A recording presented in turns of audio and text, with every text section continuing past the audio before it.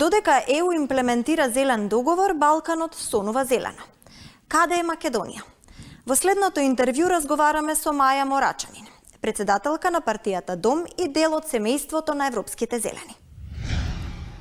Господјо Морачанин, додека ЕУ се стреми кон една неутрална Европска унија до 2050 година, биолошки разновидна, во Македонија неплански се гради. Зошто вакви грешки? Сигурно има повеќе причини. Тоа е горлив проблем, особено во големите градови, еве како Скопје. Таа урбанизација, експанзија, би рекла, градежна, особено на атрактивните локации во центарот на градот, но мислам дека клучната причина е желбата за профит. И тоа е она што ги мотивира инвеститорите, веројатно и граѓаните кои што имаат некои објекти да ги предадат во сопственост на инвеститори кои понатаму градат високи згради, деловни центри, се она што еве на пазарот за недвижности е атрактивно и каде што за кусо време може да се здобијат со голем профит. Мислам дека е тоа мотивот што ја турка оваа непланска градежна експанзија, но секако дека има решение за тоа и точно и за тоа постојат законски прописи, закон за урбанистичко планирање, ГУПови, ДУПови и така натаму, значи сето тоа е направено со идеја просторот да се планира, планско да биде уредувањето, а не да биде само мотивирано од личните потреби на поединци или од бизнис интересот.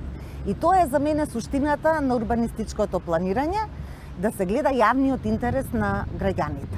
Тоа е она што ни недостасува се уште, особено во Скопје, и затоа потоа се соочуваме со уништување на зелени површини, уништување на јавни површини генерално кои што се неопходни за еден хуман, квалитетен и здрав живот на граѓаните. Како се вклопува Македонија во Европскиот зелен договор?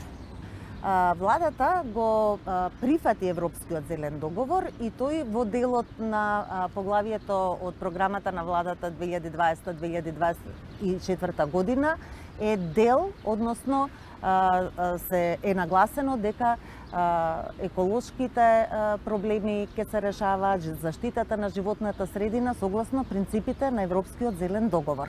И се разбира она што сега е и актуелно, тоа е Зелената агенда за Западниот Балкан и тоа е практично дел од тој Европски зелен договор, бидејќи климатската криза е глобален проблем на светско ниво. Но Европа е, би рекла, единствениот континент се уште кој што е лидер во борбата со климатската криза и тие сакаат да дадат придонес не само на европско ниво, не само за државите кои што се земји членки на Европската унија, туку и за соседството, за Западниот Балкан, за афричките земји и така натаму. Значи една, би рекла, дел од тој зелен договор и една зелена дипломатија. Да, една работа е носењето на закони, меѓутоа друга работа е праксата. Така е. Го применуваме ли во пракса? Ние постепено, би рекла, започнуваме со примена на таа пракса.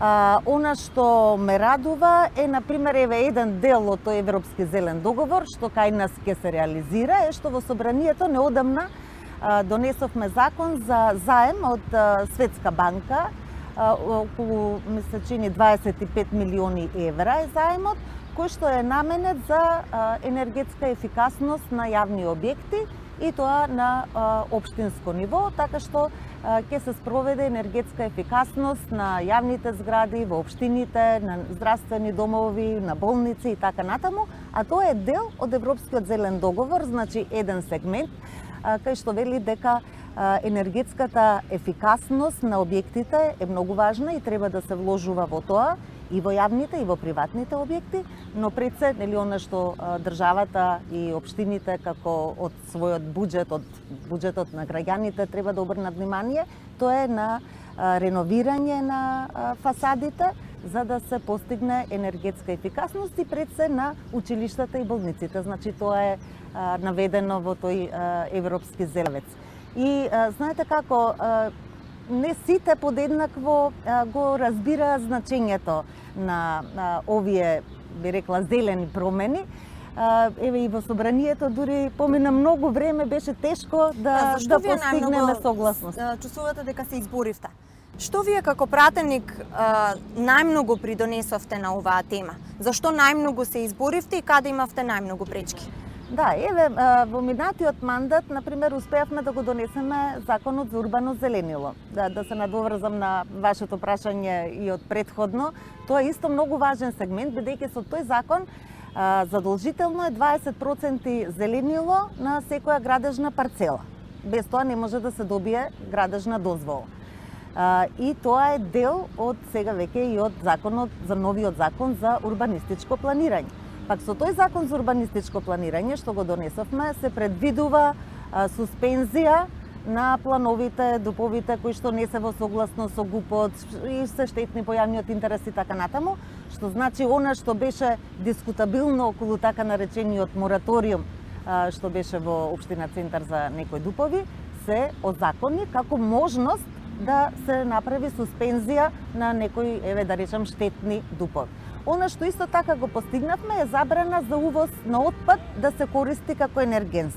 Бидејќи навистина беше тоа една од причините за аерозагадувањето и едноставно имаше и не само кај нас, и ако ви текнува и во Бугарија, имаше големи афери околу увоз на отпад кој што се користи и така натаму, така што еве кај нас во Македонија веќе една година е забранет увозот на отпад кој што се користи како енергенс.